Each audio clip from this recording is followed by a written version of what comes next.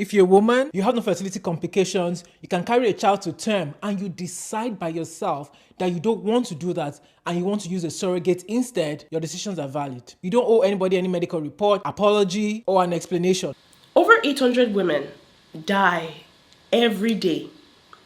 800 from pregnancy-related complications. Every single day. I'm not talking every month. I'm not talking like every year. Every single day, about 800 women die from pregnancy-related complications. And surrogate mothers die, I think, is it 3 times or 4 times more? See, please, if you're not serving in a department in your church, or you're not serving as a steward anywhere, you can't marry me. I find that a lot of Christian women strongly believe in their hearts of hearts that marrying Christian men or church-going men is somehow a way of exempting themselves from bad marriages. I genuinely believe that constantly talking about men, constantly, your entire channel is about how you hate men, constantly talking about how you want to decenter men, you are actively putting them in the center. You create a group of people and audience who are constantly obsessed with the actions of men. And I find it very redundant. Like, it's just obsessive. Can you date a guy that earns 1 million naira every month? No, I don't like salary earners. Like, you ask a girl, like, what is your standard in a relationship? And the first thing she says is, a man that makes 1 million every day. A man that gives me 200,000. Are you his employee? So this man talked about how he is not buying his wife any push gifts because he is the gift. If anybody find me come, tell them say follow my baby. She wanted a freezer. Her husband bought her a freezer. And you people are telling her that she's overly happy for something that she should like, wait, what? Like,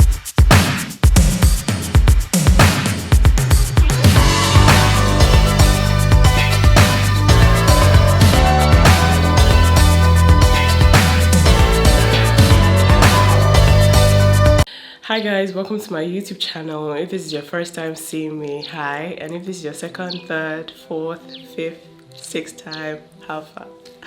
So I've always just wanted to do a sit down video because I like to talk. I have a lot of opinions up my sleeves. Like, I'm the type of person who does not sit well with everything. Like, there is no way I'll be on social media and something will not just like almost piss me off. So there are a couple of things that I've been seeing on social media that honestly have just rubbed me the wrong way. Like, listen, social media is so strange. And I'm so sorry if you hear that my voice is a bit weird. I have catarrh and I'm 7 months pregnant. Like, I have the worst catarrh in the world. I can't breathe. I literally have something I spray in my nose so that I can breathe. It is horrible. But yeah, I don't know if it's a pregnancy related catarrh. I don't know if it's just because of the weather. My catarrh is horrible. So if you can hear the weirdness in my voice, I tell you. So I feel like social media has just been really weird lately. It's just been a very awkward and strange place. Number one topic that I want to talk about is the push gift situation. If you don't know what that is, basically a woman wanted a freezer or something for her push gift. If you don't know what push gifts are, they're basically things or something that your husband will buy for you after you deliver your baby. Some people even buy it before you deliver your baby, basically just to kind of tell you that, you know, encourage you and tell you thank you for the work, because pregnancy is not easy. So basically the man will buy the wife something to tell her thank you for her hard work, for carrying that child for 9 months, whether she has to be cut open for surgery or she has to push that baby out. Like, it's just to say, you know, thank you for doing what you've done for this family, basically. And so the husband got her a freezer and she was so happy. She was just jumping everywhere. I'll show you guys the video.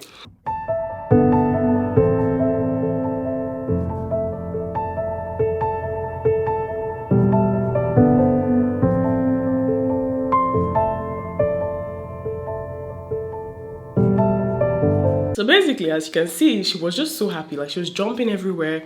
She was so excited. You could tell that this woman has wanted a freezer for the longest time. And I can relate to that, right? Because I'm the kind of person that I love kitchen equipment.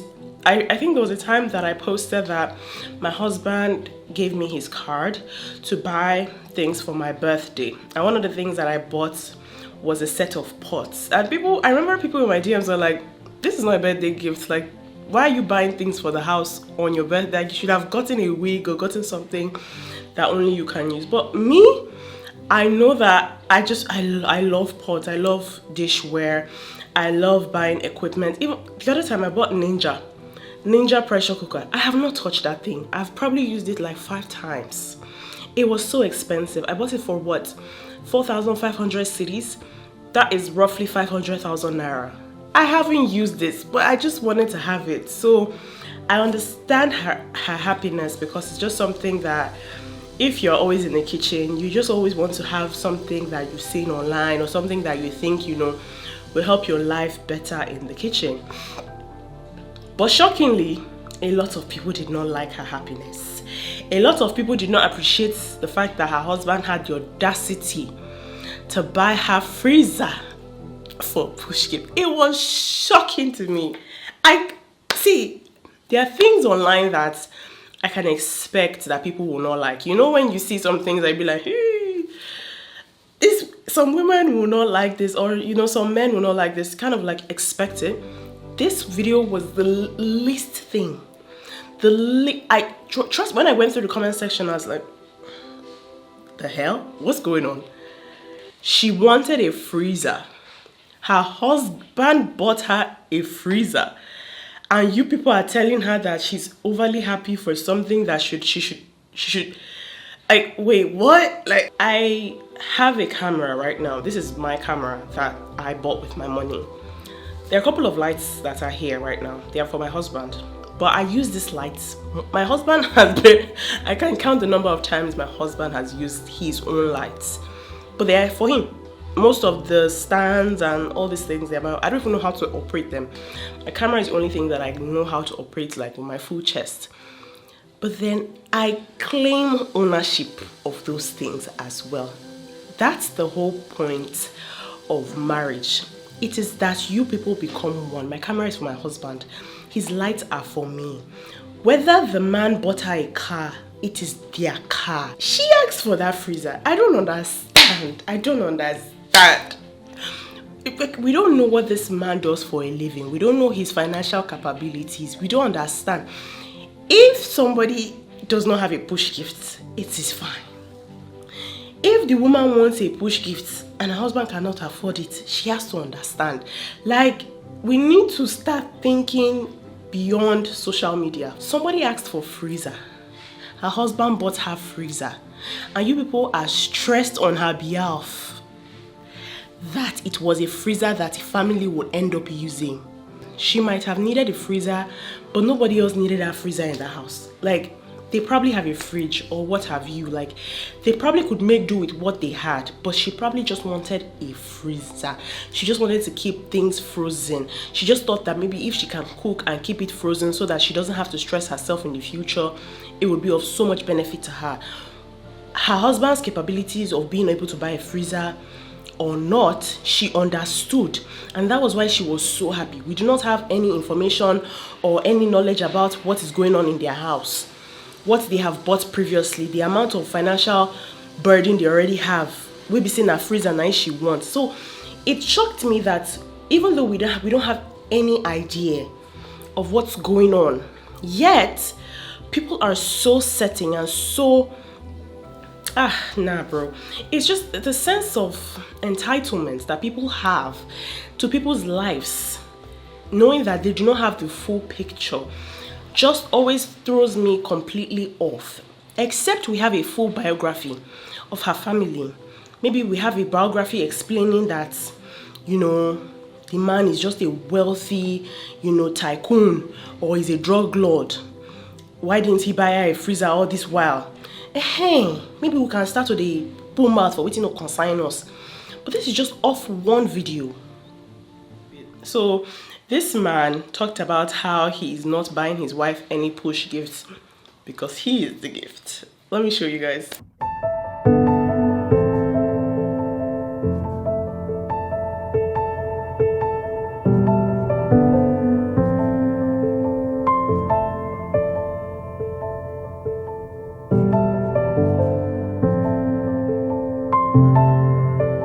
So basically, he's saying that he's not going to buy his wife any push gifts because he was there for her.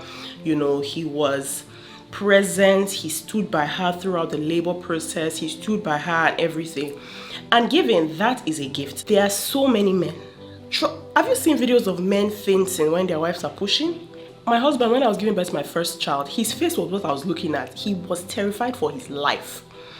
I was the one pushing. He was terrified. It is not easy as a man to see life come forth from your woman's openings. It is, especially if it is now surgery, it is not easy. Like, it's not something you signed up for, except you are a medical practitioner or you're a surgeon already.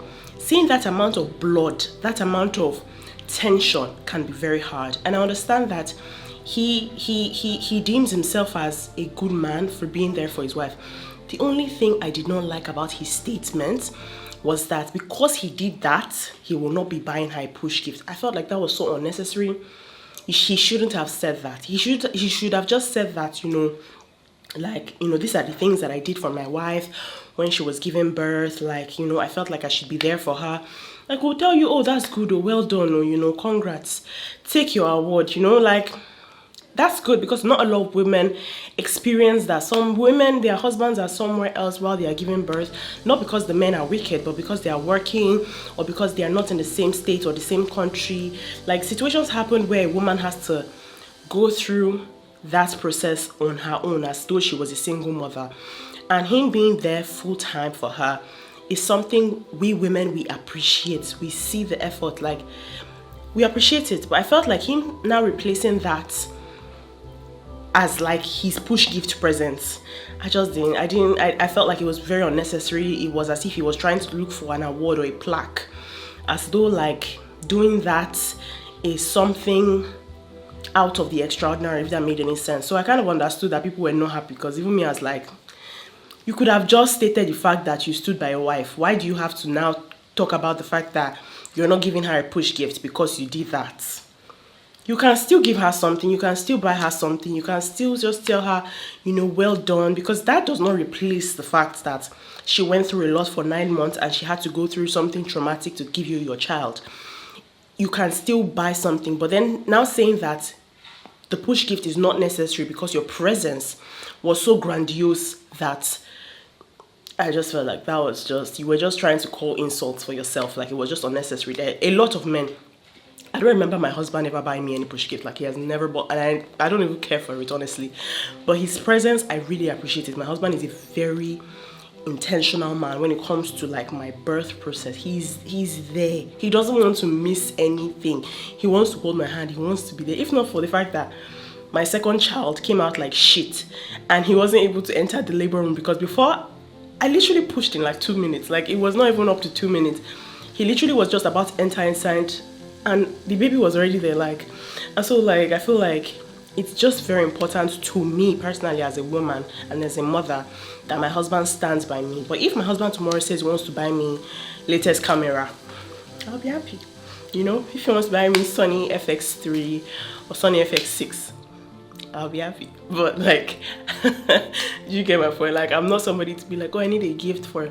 No, my baby is my gift. I'm happy to see my baby. My baby is, as far as my baby is fine, healthy, alive, that for me, that's all the gift I need. Like, to hell with everybody. To hell with everybody. My baby is just like my only prayer that, you know, everything just comes out fine and, you know, she's well and everything. So that was just my 2 takes on that whole scenario. I felt like it was just quite, who is that? Who is texting my phone? I feel like a lot of people say the word standard without even knowing what it means. Like, you ask a girl, like, what is your standard in a relationship? And the first thing she says is, a man that makes 1 million every day. A man that gives me 200,000. Are you his employee? I saw this video. I'm going to show you guys this video.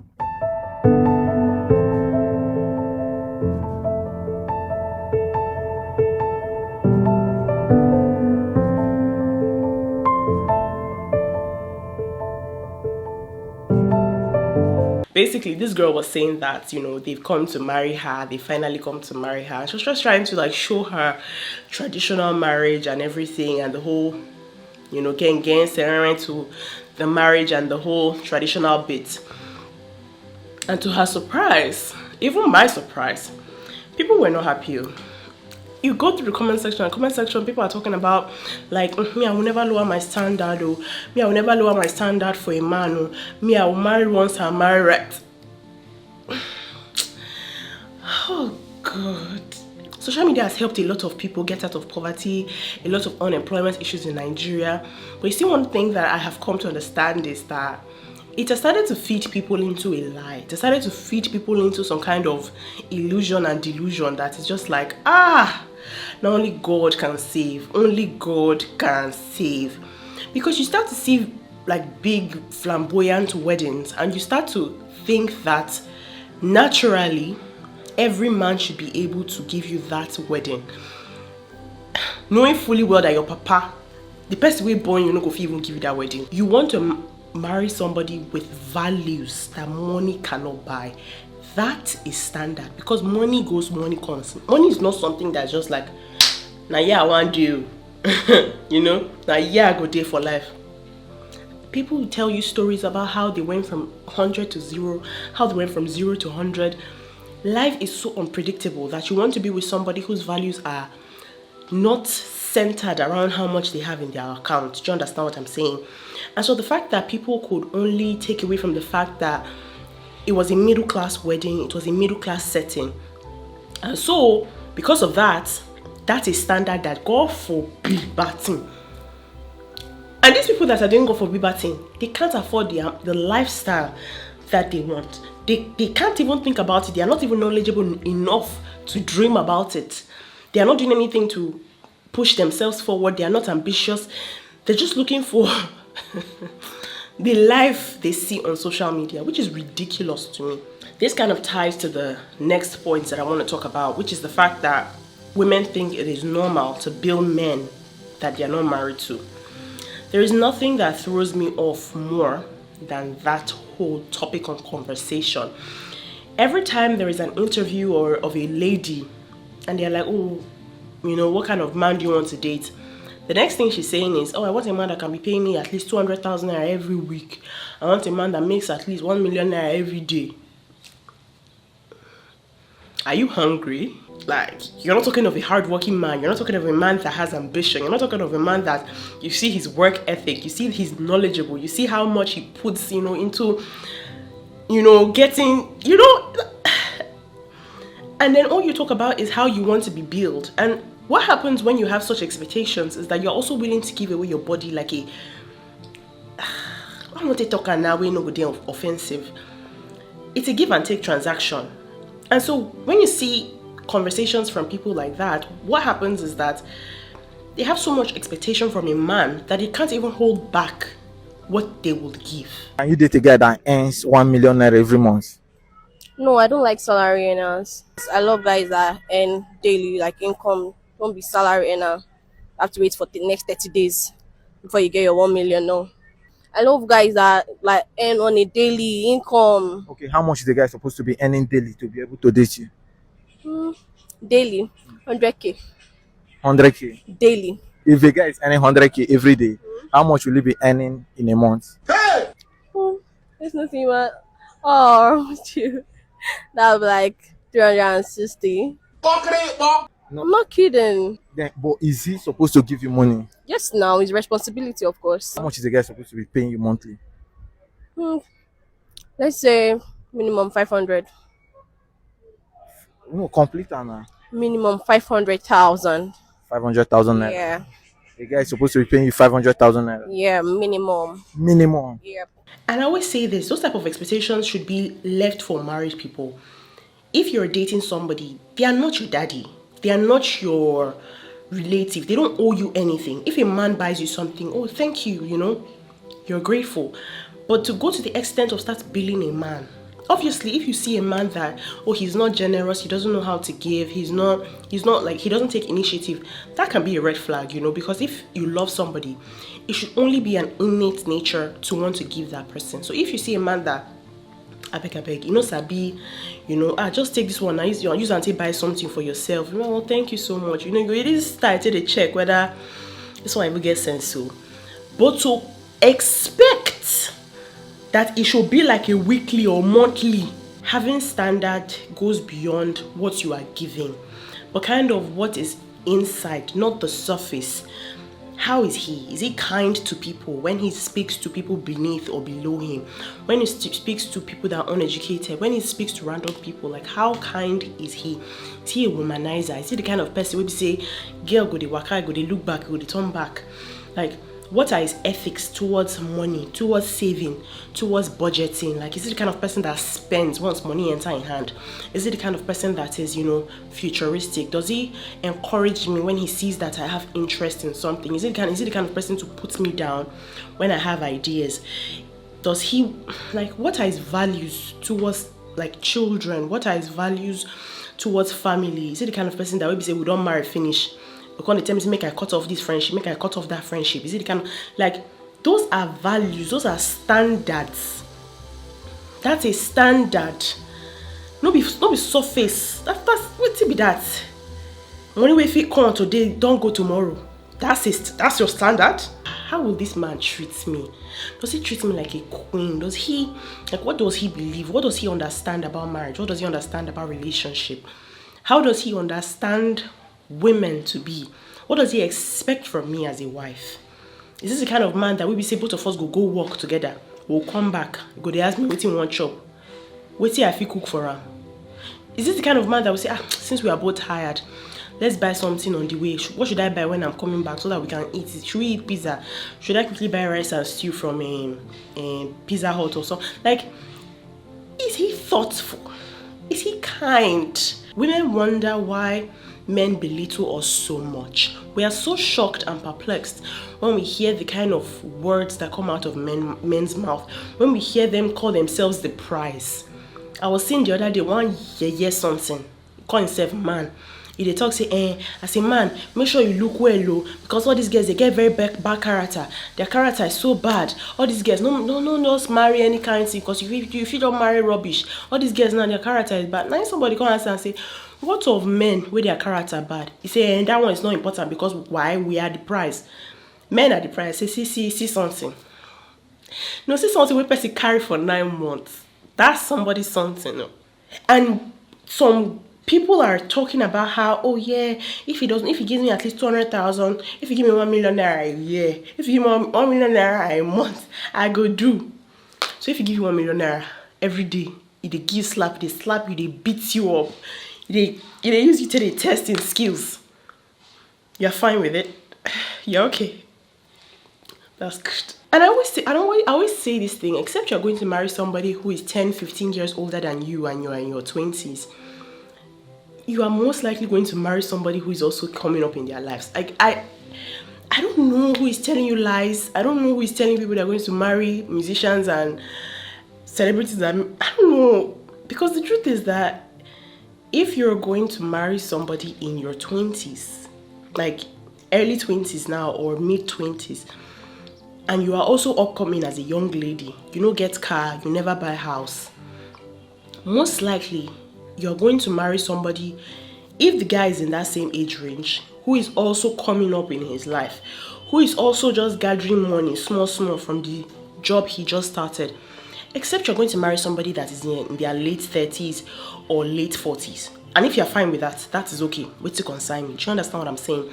But constantly expecting men to provide the kind of life where you yourself, you never feel provide. And you people are the same age mates as you graduate. Now you graduate too. If you just senior you with 2 years, maybe say that just 2 years ago you come out for school. But somehow, you're supposed to already buy like latest motor, you're supposed to already buy house, you're supposed to only make at least 1 million naira. Like you think it, sit down, think it for once, maybe just relax yourself small.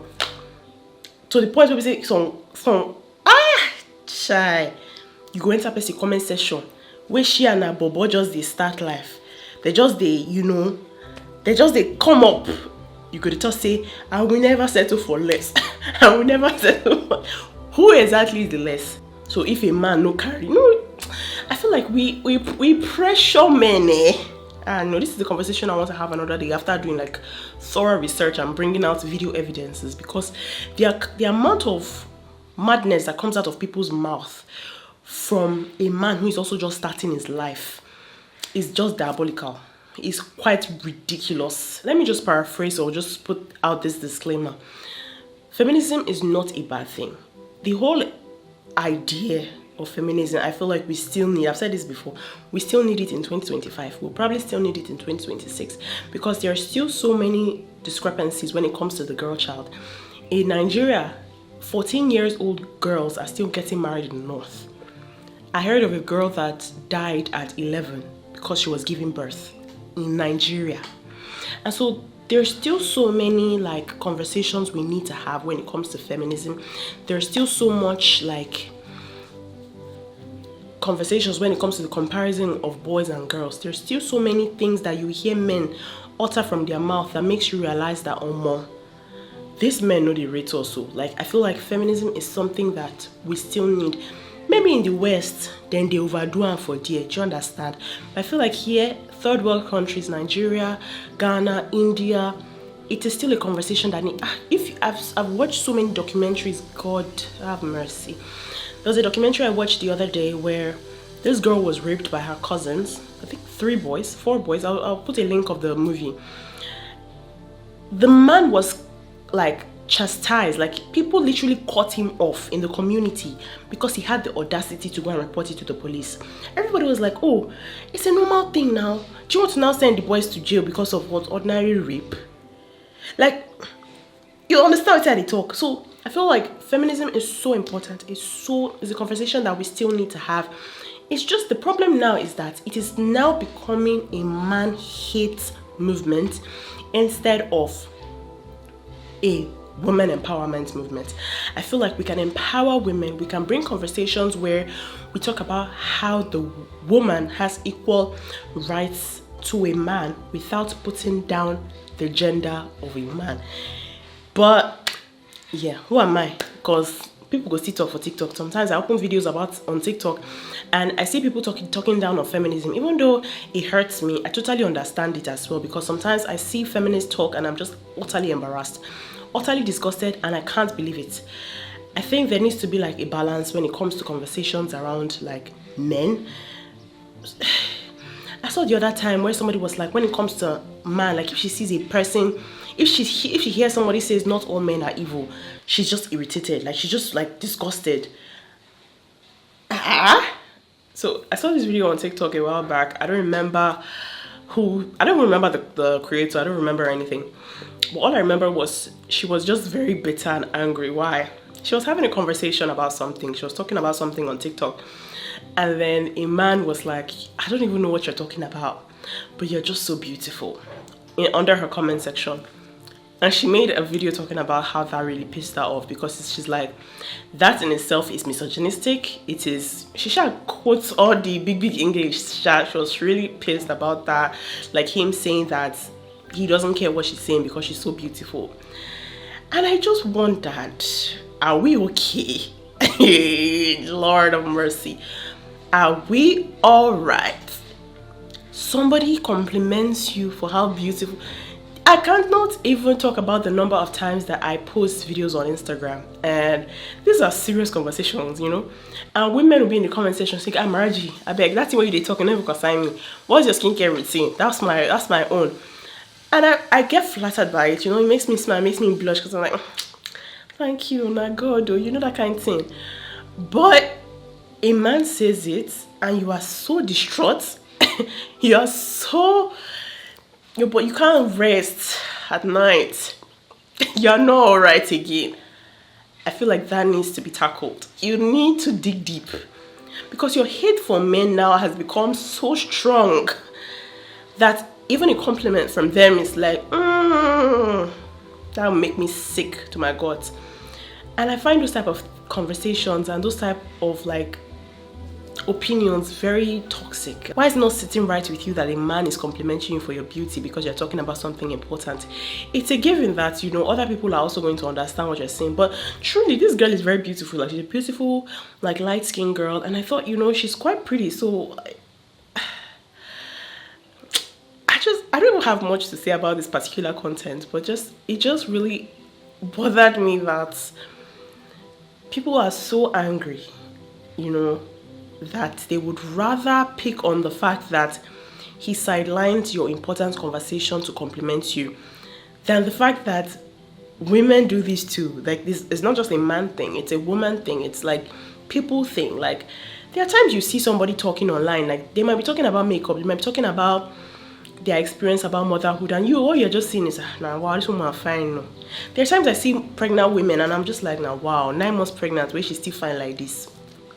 Let's see, she did talk. I'm not really come. Now, what her beauty was what made me stop in my tracks when I was scrolling, because I'm like, so women fine, no. But for you, that is like, that has taken away your rights. Like, I genuinely believe that constantly talking about men, constantly, your entire channel is about how you hate men, constantly talking about how you want to decenter men, you are actively putting them in the center. In fact, nobody loves men more than you at this point, if that makes any sense. Decentering men should not be a conversation about men every day and how filthy and how ridiculous and how rubbish and how acting as though women were some saints that are dropped from heaven. Me, because I'm a Christian, I understand that both man, both woman, everybody is born of Adam. Everybody fit onto a winch. As I don't know if this is a sentiment of most ladies, but if you ask most women, the people who don't do women pass are women. The people that have hated on women more are women. For me, when I just started social media and Instagram and whatever, the amount of hate I used to get at the time, when, like, that time people did not even used to create fake accounts. So that year, 2017, 2018, 2016, fake worth. You will see the profile picture, you see everything, you see. They were women. They would literally come to my comment section writing, I don't even know why you guys find this girl funny. I don't even know what she's even doing on social media. She's just singing to music and people are just following her. I'm like, hey, which kind of thing be this now?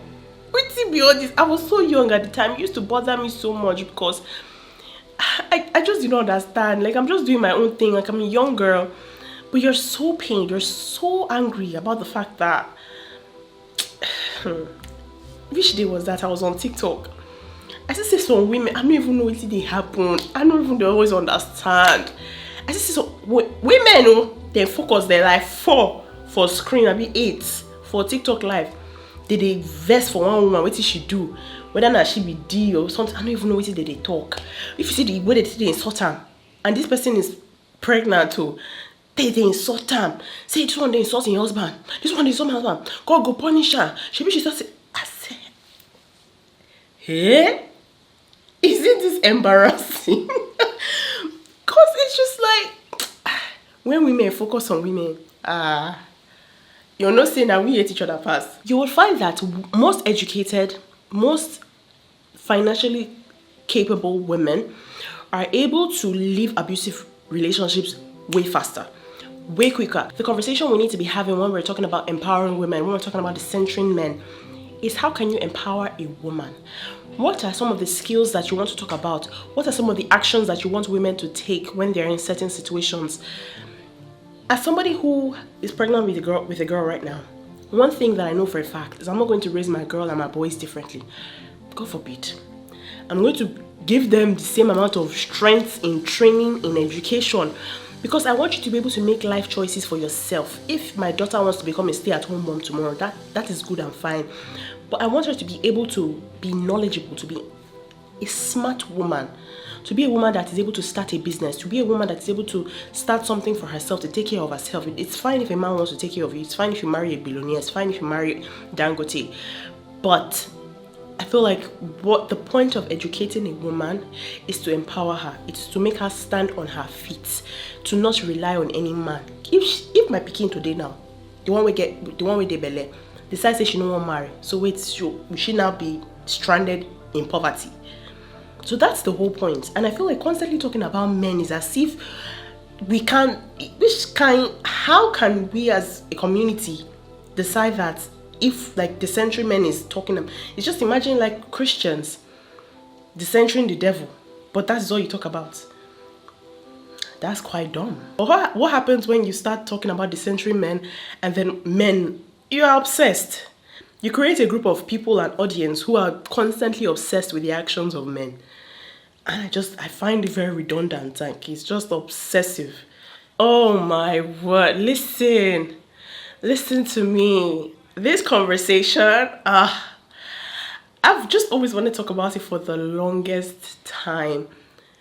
I find that a lot of Christian women strongly believe in their hearts of hearts that marrying Christian men or church-going men is somehow a way of exempting themselves from bad marriages. I saw this video the other time, and even though it's her preference and it's what she wants, kudos to her. It's something that you can actually want, a man that serves, in church or whatever. See, please, if you're not serving in a department in your church, or you're not serving as a steward anywhere, you can't marry me. If you don't believe in tithing as a man, I genuinely believe that a lot of women have been fed a lie that Christian men are somehow better than men who are not Christians or men who do not go to church. I'm not saying you should be unequally yoked with any man. I'm not saying that you should go and marry a man that is not a Christian. I'm not saying you should go and marry a Muslim. I'm not saying you should marry an atheist. That's not what I'm saying. As a Christian, you should also obviously want to marry a Christian. But please, focus on his values. Focus on the things you see. Like, let those things. I don't care whether a man speaks in...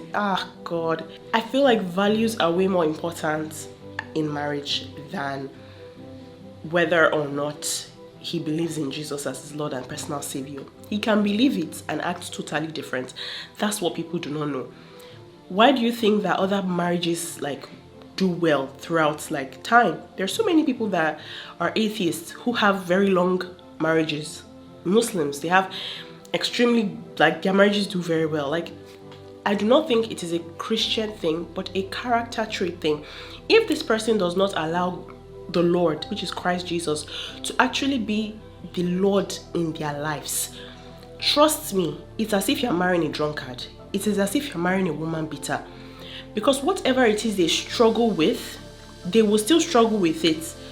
But then if they are able to put down their flesh and let their spirit lead, that is when you actually see a Christ-like man that you are married to. I'm not trying to say that he has to be perfect. One of the things you realize when you get married is that even you yourself, you need help. How I was when I got married, first 2 years, I'm going to be 4 years in marriage soon. How I was when I got married in my first 2 years is not how I am right now. I know how stubborn I was. I know how strong-headed I was. I know how I would act as if I would never apologize. I would, God forbid, me to a man. Who the hell? That was not spirit-led. That was not the Holy Spirit leading me. Even though I claimed to be a Christian, I was still acting like a pagan, like some riffraff they picked on the road, But now I realize that, if I need this marriage to work, I need to work by the Spirit. I need to work with the leading of the Spirit. Even though sometimes it doesn't work out, sometimes I still show my head. I show myself. Yeah, I still show myself. But I'm getting better. Who I was then is not who I am right now. And I feel like you need to marry somebody who is willing to learn under the leadership of Christ.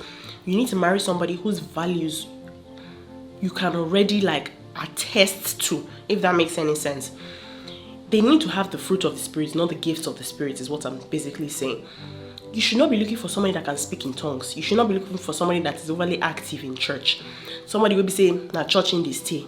Monday to Thursday, Monday to Friday. You'll find them in church premises. That is nonsense. That's rubbish. Don't you have work? Don't you have stuff to do? Don't you have ambitions for your life? Get diligent in your work. Find something to do with your hands. That is being a Christian. Not just lazing around, acting as if the church needs you to stand.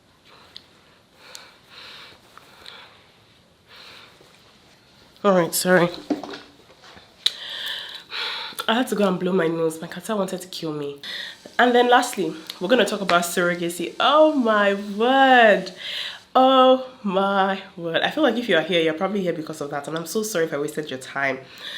But this conversation, I will not lie to you people, it threw me off. If you do not know what I'm talking about, here's a video, okay? Again, if you're a woman, you have no fertility complications, you can carry a child to term, and you decide by yourself that you don't want to do that and you want to use a surrogate instead, your decisions are valid. You don't owe anybody any medical report, apology, or an explanation. Let's make the story personal here. I have a womb, I don't have any fertility complications, I'm perfectly healthy, but I'm still going to use a surrogate. I know many people are genuinely curious. Anytime I say this, they will always ask, Ife, why don't you want to carry a baby? You know, you can carry a baby, you're healthy.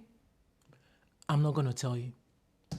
I just don't want to use it. I don't want to use my womb, okay? You don't owe anybody any explanation. People expect that people who use surrogate or want to use a surrogate must have a tragedy story. It's not true. I don't have a tragedy story. Not everyone does. Even though I do not agree with the fact that you can just buy a woman's body merely for the fact that you do not want to go through pregnancy yourself and you feel like her body is deemed worthy for the pain and you're not.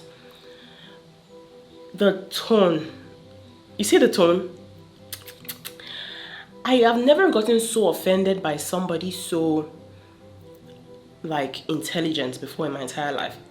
And I think something that really just threw me off was the amount of, how will I say this in a nice way?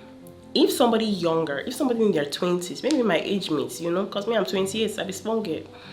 If somebody in their 20s said that, I would feel like that's small picking, you know.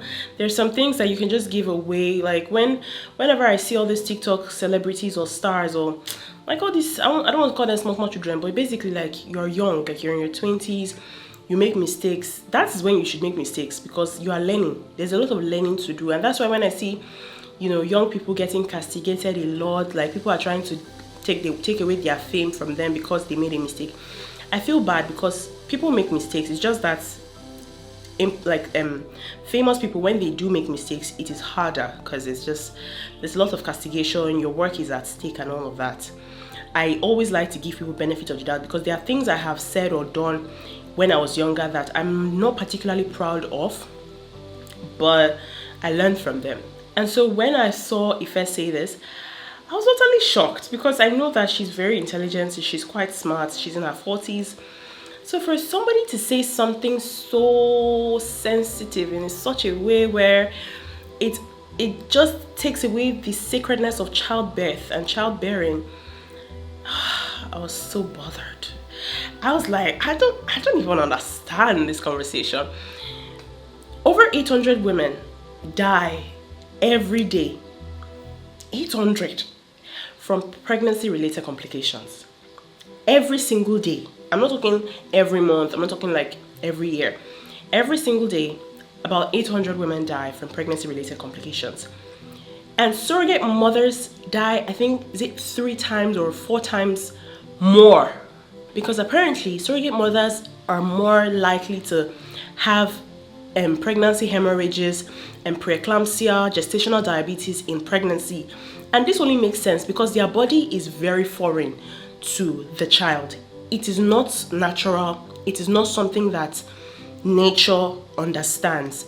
It is such an exploitative industry, surrogacy. In fact, there are so many countries, Western countries, where if you do not have like complications yourself, you are not allowed to have a surrogate mother. There's so many laws around surrogacy. Why? To protect the surrogate mother from exploitation, from a lot of harm, basically.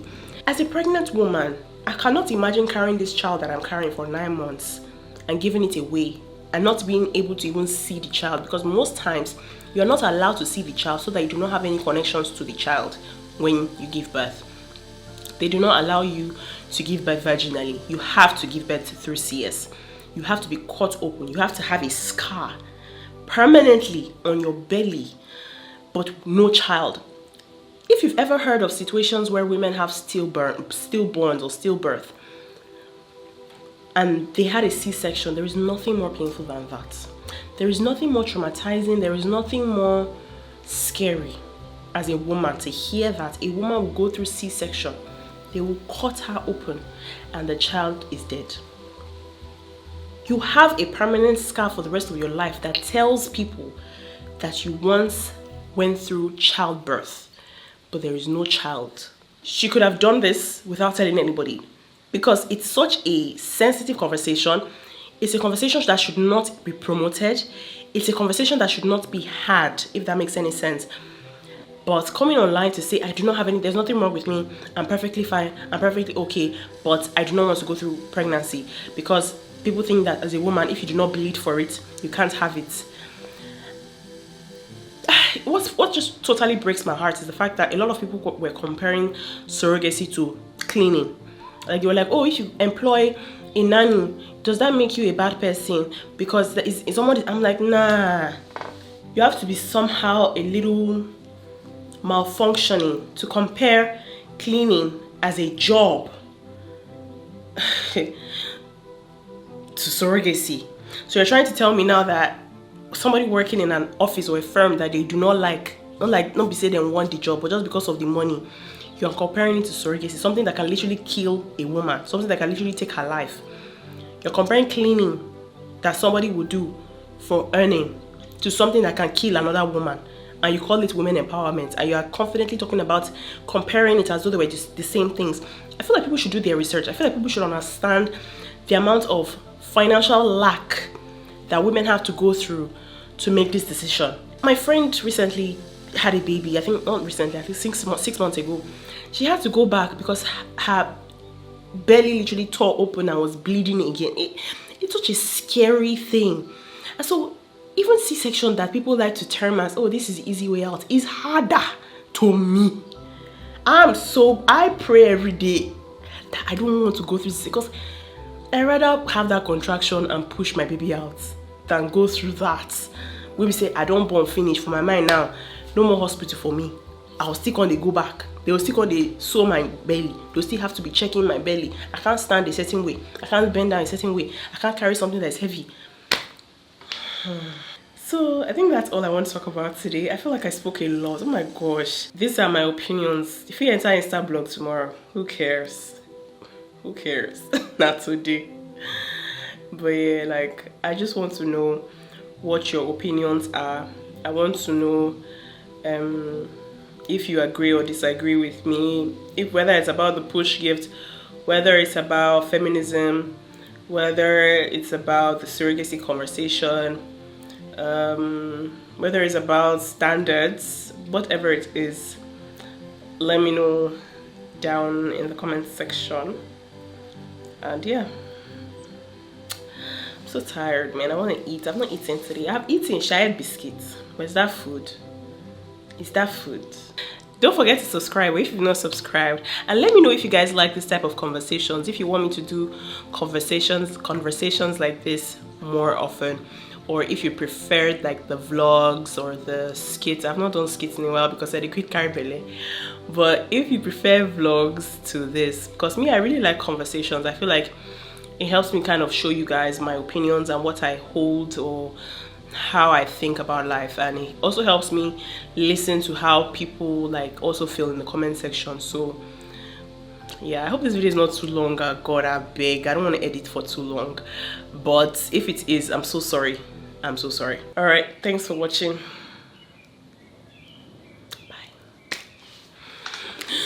Bye.